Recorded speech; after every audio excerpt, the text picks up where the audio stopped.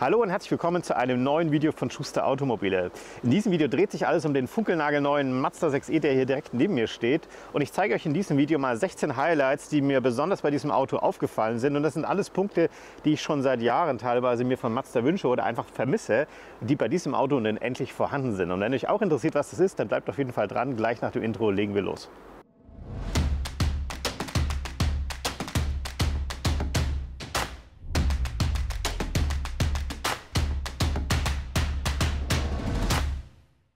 Fangen wir gleich mal mit dem allerersten Punkt an und das ist meines Erachtens auch einer der wichtigsten, denn da habe ich schon so viele Kommentare und E-Mails von euch bekommen. Die typische Frage ist immer, kann ich denn mit der Fernbedienung irgendwie die Fenster öffnen und schließen, damit man eben zum Beispiel im Sommer lüften kann oder wenn es anfängt zu regnen, die Fenster wieder zumachen kann. Und leider ist es so, dass es früher diese Funktion mal gab, dann wurde sie allerdings aus Sicherheitsgründen abgeschafft und leider können wir sie auch nicht mehr dazu programmieren. Und bei Mazda 6e ist es nun endlich der Fall, dass man sie wieder nutzen kann. Und ich zeige euch mal, wie es funktioniert. Ihr kennt es vielleicht noch von anderen Modellen.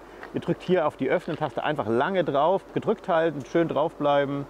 Nach ein paar Sekunden öffnen sich dann die Fenster. Jetzt kommt also frische Luft ins Auto rein. Einfach mal durchlüften. Ist eine einfache und schnelle Variante, um nicht so ein warmes Auto einzusteigen. Oder wie heute, so ein bisschen regnerischer Tag. Ihr habt Angst, dass es anfängt zu tröpfeln. Einfach auf Schließen drücken, warten und schon gehen die Fensterscheiben wieder zu. Also eine richtig coole Funktion, sinnvoll. Wie gesagt, leider bei den anderen Mazda-Modellen im Moment noch nicht verfügbar. Ich bin an dem Thema dran, ob man das vielleicht irgendwie per Software-Update bei den alten Mazdas auch noch nachrüsten kann. Wenn sowas noch kommen würde, würde ich euch hier aber auf YouTube auf jeden Fall noch informieren. Mazda ist allerdings noch einen Schritt weiter gegangen. Denen war das jetzt nicht genug, dass das Ganze hier mit der Fernbedienung funktioniert. Wir haben es noch ein bisschen moderner gemacht. Das geht jetzt auch mit der Handy-App. Das ging bisher auch nicht. Wir hatten ja schon diese My Mazda-App. Da war es nicht möglich. Jetzt muss ich mal kurz in die andere Hosentasche mein Handy rausholen. So, ich habe hier die Mazda 6e App. Das ist also eine ganz spezielle App, die man nur für dieses Auto hier verwenden kann, wo man auch den vollen Funktionsumfang nutzen kann. Ich zeige euch das jetzt hier mal. Wir werden euch natürlich zu dieser App nochmal ein eigenes Video machen, aber jetzt für den Anfang soll das mal reichen. Ihr seht euer Fahrzeug, hier unten diverse Symbole, da kann man auch noch mal so ein bisschen weiter switchen. Und das zweite Symbol seht ihr schon, das soll ein Fenster darstellen. Und ich drücke jetzt einfach mal drauf und wir beobachten, was passiert. Ihr seht schon, hier kann ich jetzt also die Fenster öffnen und natürlich auch wieder durch Draufdrücken schließen. Ich hoffe, man kann es im Hintergrund sehen. Ich bin jetzt gerade hier mit einer Methode gekoppelt, nämlich mit der Bluetooth-Methode. Meistens ist die Reichweite so circa 10 Meter, vielleicht 15 Meter in der perfekten Bedingung. Hier gehen die Fensterscheiben dann wirklich komplett runter. Falls ihr jetzt weiter weg seid, also was weiß ich, nicht in diesem 10 Meter Radius, aber ihr wollt trotzdem die Fensterscheiben aufmachen, gibt es noch mal eine zweite Funktion. Und zwar kann ich es hier simulieren, indem ich sage, ich mache jetzt den Netzwerkmodus. Also ich tue jetzt sozusagen so, als wenn ich im Fahrzeug nicht in der Nähe wäre, sondern weiter weg. Das wird dann automatisch auch ausgewählt werden vom System. Und jetzt öffne ich mal und passiert mal, schaut mal, was passiert. Die Fenster gehen jetzt nur einen kleinen Spalt auf, damit ein bisschen durchgelüftet wird, aber aus Sicherheitsgründen gehen die Fenster eben nicht komplett auf. Finde ich auch sehr, sehr sinnvoll, weil ihr das Auto dann wahrscheinlich nicht im Blick habt. Also auch hier natürlich wieder verschließbar. Jawohl, das klappt also auch wirklich ganz einfach und super schnell und ich finde das richtig klasse, dass Mazda das jetzt hier bei diesem Modell auch endlich eingeführt hat. Der zweite Punkt, den kann ich euch gleich hier in der Mazda 6e App auch noch zeigen. Und zwar war es in der Vergangenheit in der My Mazda App auch schon möglich, das Auto vorzukonditionieren, das heißt also vorzuheizen, wenn es draußen sehr kalt war, dass ihr die Scheiben nicht einkratzen musstet oder im Sommer runterzukühlen, dass ihr ein schönes, kühles Auto einsteigt. Die Funktion gibt es natürlich weiterhin.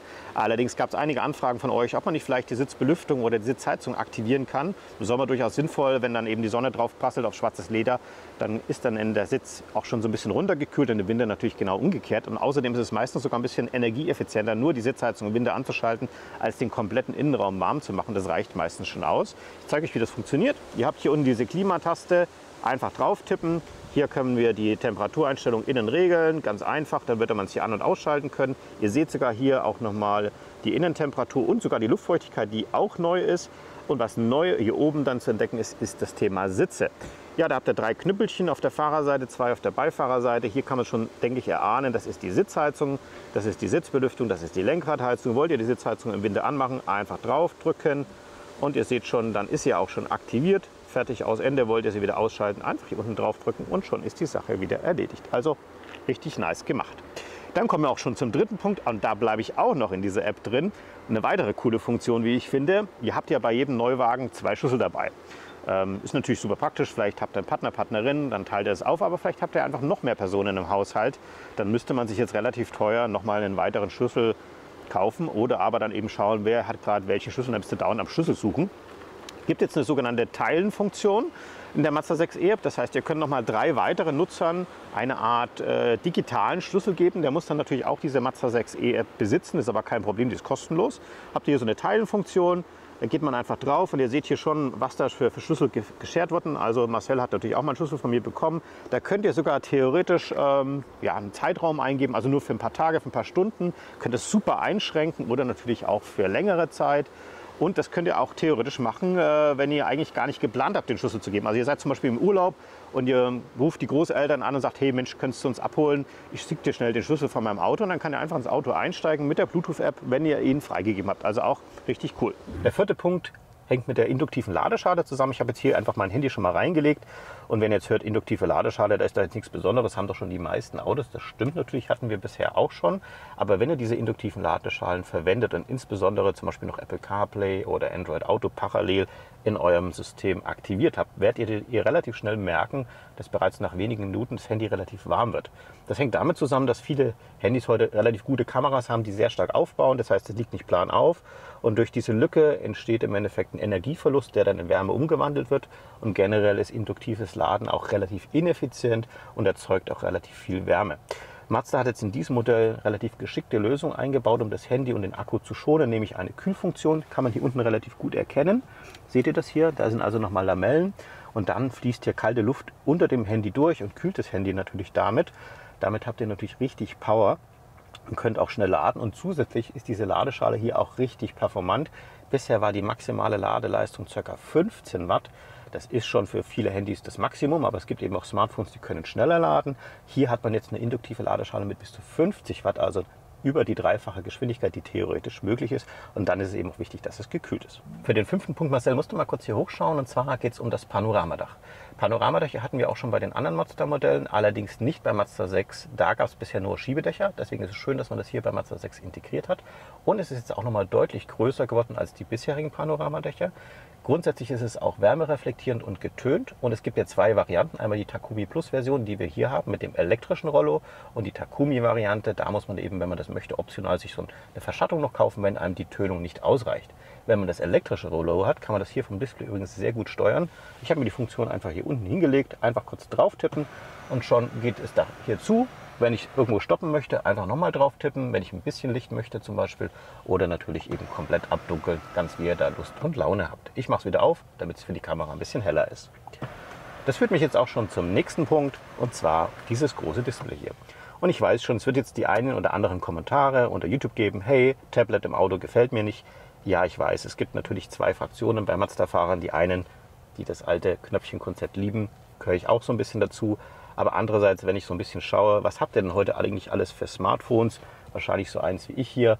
Da gibt es dann auch keine Knöpfe mehr. Und im Endeffekt ist das halt auch die Zukunft. Es wird wahrscheinlich einfach in Zukunft immer mehr so eine Art Tablet sein, wo man viele Sachen steuern kann. Und ihr werdet auch sehen, man kann bei dem Auto auch wahnsinnig viel konfigurieren. Das ließe sich mit so einem kleinen Display und mit Knöpfchen gar nicht mehr regeln. Und mir geht es jetzt gar nicht so sehr, was man da alles mit treiben kann, sondern mir geht es einfach darum, dass man hier ein super hochauflösendes Display hat, das super schnell reagiert, das auch beim Fahren funktioniert. Und ich habe wirklich ganz, ganz viele Kunden, die sich das schon seit langem wünschen. Und es ist auch gut erreichbar, denn meistens waren die Displays ja weiter vorne. Da bin ich jetzt zum Beispiel mit meiner Körpergröße gar nicht hingekommen. Jetzt sind wir bei Punkt Nummer 7, hängt auch mit diesem Display zusammen, allerdings mit einem dieser Programme, nämlich mit dem Navigationssystem. Gehe ich mal kurz rein für euch. Bei dem Navigationssystem ist es so, dass wir hier ein Echtzeit-Navigationssystem haben, das komplett online basiert ist, also keine SD-Karten mehr, die man updaten muss. Das Kartenmaterial ist immer auf dem aktuellsten Stand. Wir haben Echtzeit-Stauumfahrung, genauso wie man sich das eben heutzutage wünscht. Eine richtig coole, hochauflösende Ansicht. Wirklich genial, aber worum es mir eigentlich beim 7. Punkt geht, ist, wir haben hier eine richtig vernünftige Ladezeitplanung. Das heißt, ich kann jetzt hier einfach eintippen und sagen, hey, ich fahre jetzt hier irgendwo hin, was weiß ich nehme jetzt zum Beispiel hier Zugspitze, zack, sage, ich möchte da jetzt hinfahren. Und dann sagt er hier, hey, da kommst du jetzt wahrscheinlich nicht hin, hier bist du bei 20%. Ich habe jetzt gerade 63%, deswegen werde ich das nicht schaffen. Normalerweise würde ich die 307 Kilometer mit einem vollen Akku schaffen. Jetzt kann ich hier sagen, ich möchte hier einen Ladepunkt hinzufügen. Die ganzen Einstellungen, die ich da vornehmen kann, gibt es im Menü. Da kann ich zum Beispiel sagen, mit welchem minimalen Ladezustand ich irgendwo ankommen will, am Ziel oder am Charger. Ich kann sogar, was ich richtig cool finde, auch bestimmte Anbieter auswählen, vordefinieren. Das heißt, ich habe zum Beispiel eine Ladekarte von EnBW, von E.ON oder von anderen Anbietern. Dann könnt ihr sagen, ich möchte nur dort parken, damit ihr eben eure Sonderkonditionen nutzen könnt. Und das ist eben auch nicht bei allen E-Autos der Fall, sondern müsst ihr wirklich dann jedes Mal noch schauen, wo ist denn der Charger, den ich eigentlich haben will. Also richtig schön, und ihr seht schon auch wirklich super schnell von der Bedienung einfach draufdrücken und schon habt ihr die Route gebraucht. Bitte fahren Sie. Wenn wir jetzt gerade schon so schön beim Thema Ladestopp waren, passt auch der 8. Punkt gut dazu. Stellt euch Folgendes vor, ihr habt zu Hause zum Beispiel eine Wallbox oder einfach so eine 230 Volt Ladegerät, damit ihr das Auto laden könnt. Und dann wird natürlich auch häufig gefragt, kann man da irgendwie die Ladeleistung regulieren? Und meistens ist es so, dass die einfachen Ladegeräte keine Einstellung haben, dass man die Ladeleistung regulieren kann.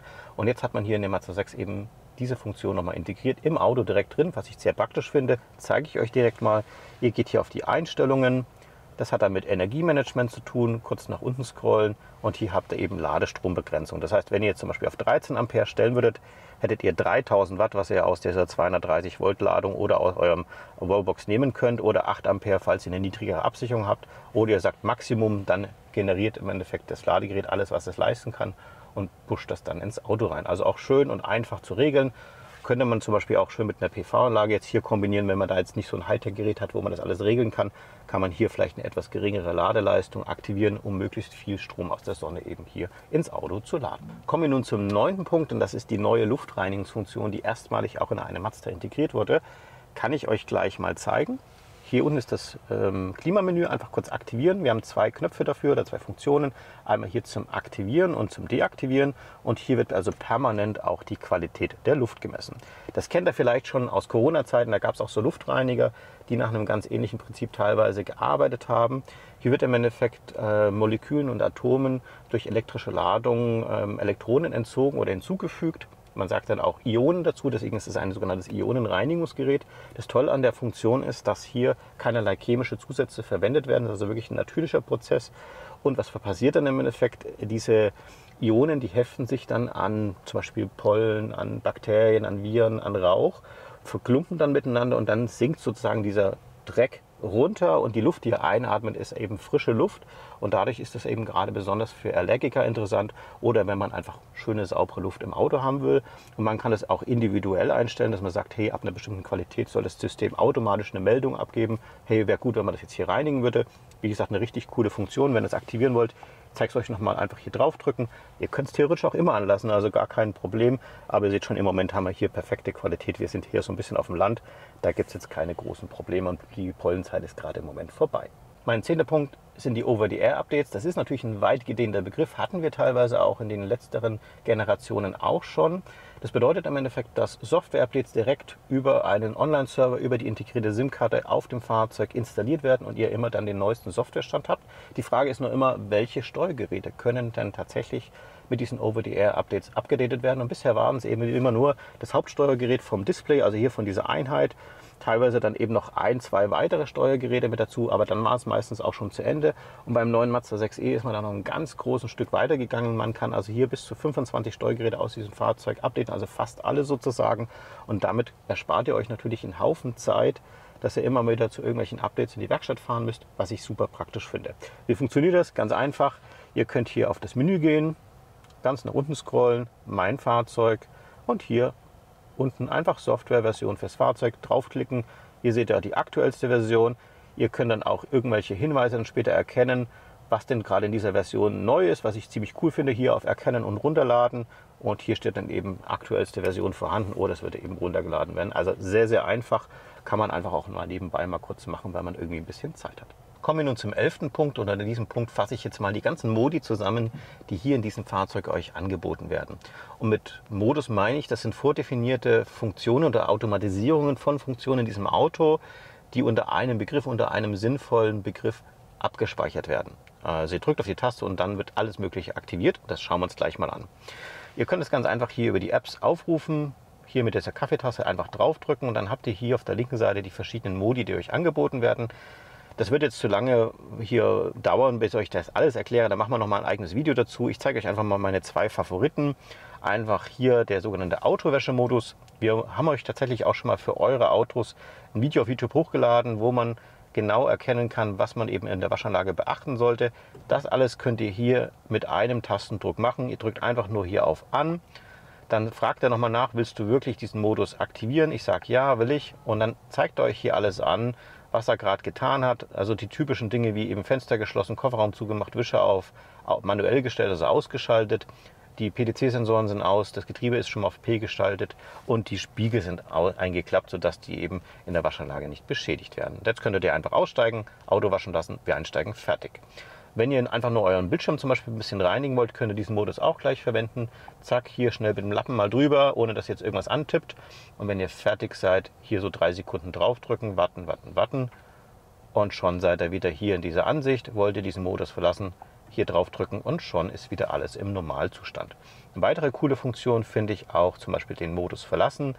Das ist dann sinnvoll, wenn ihr zum Beispiel einkaufen seid, es ist ziemlich warm draußen, habt vielleicht Lebensmittel im Auto oder ein Tier oder ein Kind, auch da ein bisschen Vorsicht natürlich, aber grundsätzlich, hey Mensch, ich gehe noch schnell irgendwo einkaufen, 2 Minuten schnell noch was erledigen, komme gleich wieder zurück. Und dann könnte man hier diesen Modus aktivieren.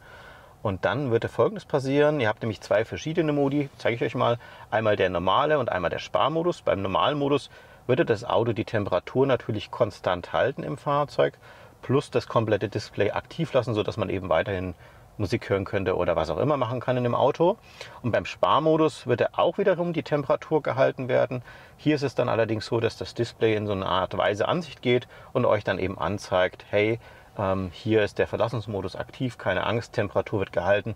Was auch immer hier im Auto ist, dem geht es auf jeden Fall gut. Ich bin gleich wieder da.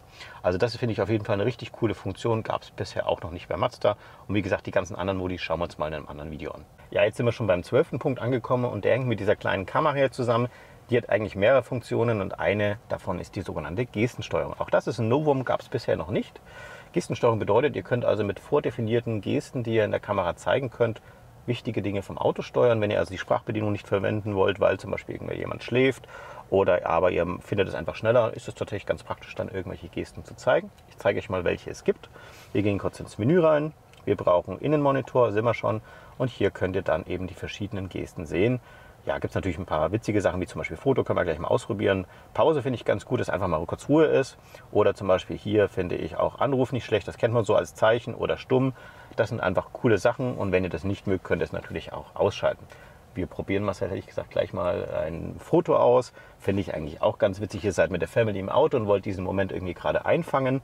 Ja, können wir einfach mal ein Foto machen. Machen wir direkt mal. Also, machen wir so. Ihr seht schon, jetzt aktiviert sich hier die Kamera. Habt ihr 3 Sekunden Zeit. Lachen. Jawohl.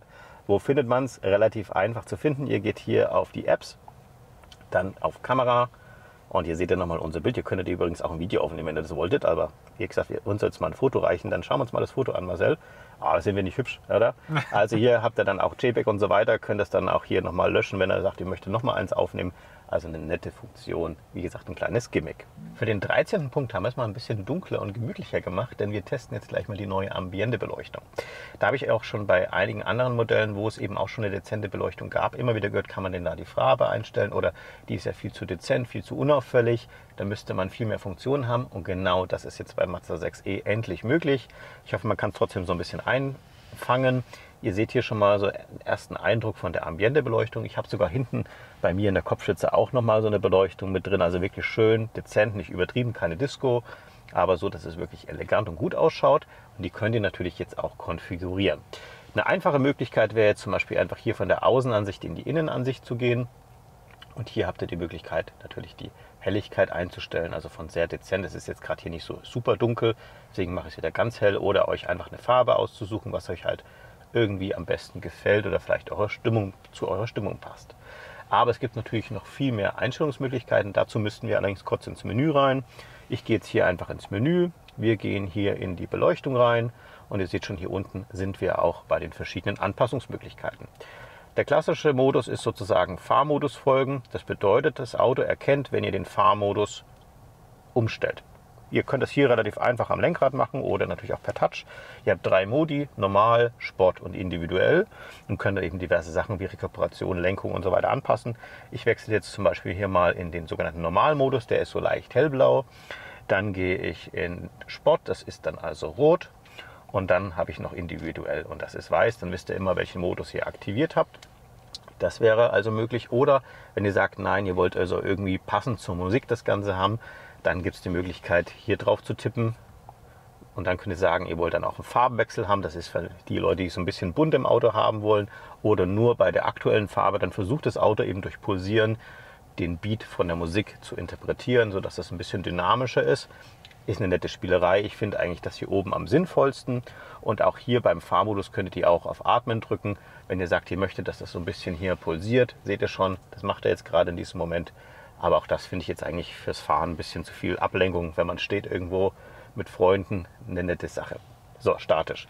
Helligkeit habe ich euch schon gezeigt, Farbe habe ich euch gezeigt. Und dann könnte man theoretisch hier auch noch weitere Sachen einstellen. Aber da werden wir euch hier auch nochmal ein Video dazu machen, hätte ich gesagt. Das wird sonst hier in diesem Video alles viel zu lang. Für den 14. Punkt fahren wir mal hier rückwärts raus und simulieren eine Einparksituation. Und grundsätzlich wäre eigentlich das Kamerasystem für mich auch noch ein weiteres Highlight. Wir hatten allerdings bisher schon eine 360-Grad-Kamera, die ziemlich gut war. Deswegen habe ich was anderes, was mir hier richtig gut gefällt. Und zwar kennt ihr es ja, wenn ihr irgendwo hinfahrt, dann habt ihr diese Piepstöne und manchmal sieht man auch irgendwelche Wellen. Das zeige ich euch gleich mal hier. Das ist also eigentlich das, wie ihr es kennt. Aber passt mal auf. So, und jetzt hier, ist das nicht cool? Der zeigt euch sogar die Zentimeter an. Denn beim Piepsen hat man nie so ein richtiges Gefühl, ja, wie weit ist man jetzt tatsächlich entfernt von dem Gegenstand. Und jetzt könnt ihr hier wirklich auf einen Zentimeter genau einparken, könnt abschätzen, was macht denn noch Sinn, dass man da vorbeilaufen kann. Also eine richtig coole Funktion, dass da jetzt die Zentimeter stehen. Ich finde es nützlich. Und es gibt tatsächlich noch eine weitere Angabe, und zwar hauptsächlich beim Fahren mit Radar. Ich fahre mal kurz auf die Straße und dann zeige ich euch das auch noch. Jetzt könnt ihr es ganz gut sehen, ich fahre jetzt hier gerade mit Tempomat dem Fahrzeug vor mir hinterher. Und diese Abstandsradarsysteme, das haben wir hier natürlich ganz genauso, also eine distanzgestützte Tempomat. Aber ihr seht das hier in unserer Darstellung, wie das Fahrzeug vor euch fährt, seht ihr schon mal den Abstand auch in Metern. Finde ich eine super praktische Sache. Manchmal kann man das immer gar nicht so richtig einschätzen. Bin ich jetzt zu nah dran, bin ich zu weit weg davon? Also auch das eine richtig coole Funktion zusammen mit den Zentimetern. Fasse ich jetzt nochmal unter den Punkt 13 mit zusammen. Könnte eigentlich auch ein eigener Punkt sein. Der 15. Punkt betrifft auch nochmal den Tempomat. Hier speziell allerdings die Verkehrszeichenerkennung in Kombination mit dem Tempomat. Da hattet ihr euch immer gewünscht, dass es doch cool wäre, wenn also automatisch die Verkehrszeichen erkannt werden und im Tempomat aktiv werden. Habe ich jetzt mal für euch gemacht. Ich habe jetzt hier mal Tempomat 84 eingetippt. Vor mir fährt nur gerade ein LKW. Schaut auf das 80er-Schild. Jetzt kommt gleich ein 60er-Schild. Wird automatisch erkannt. Fahrzeug stellt gleich 60 km/h ein. Leider fährt jetzt für uns immer dieser LKW nach rechts. So, ich warte mal ab. Ich mache nichts, gebe kein Gas, lasse das Auto selber machen. Und jetzt kommt ein weiteres Schild, nochmal 60. Sollte also nichts passieren. Und typisch Deutschland, 20 Meter weiter kommt ein 80er-Schild. Schaut euch das an. Zack, 80er-Schild wird erkannt. Auto beschleunigt automatisch auf 80 km/h hoch.